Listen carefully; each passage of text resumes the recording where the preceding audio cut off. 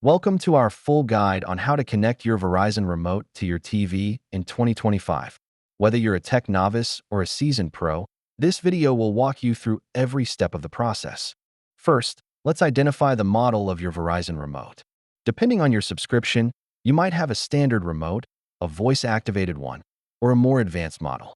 Before we dive into pairing, ensure your TV is powered on and check the input settings. Let's make sure it's set to the correct HDMI input where your Verizon box is connected. Now, let's get to the main event, pairing your Verizon remote with your TV. Follow these simple steps to start the pairing process.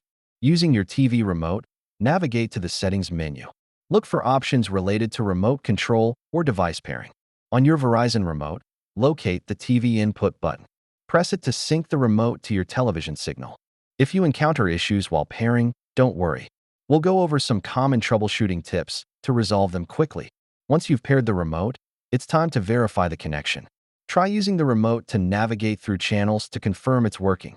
Your Verizon remote has some fantastic features. Let's quickly explore additional functionalities it offers that you might find useful. And there you have it, a complete guide on how to connect your Verizon remote to your TV.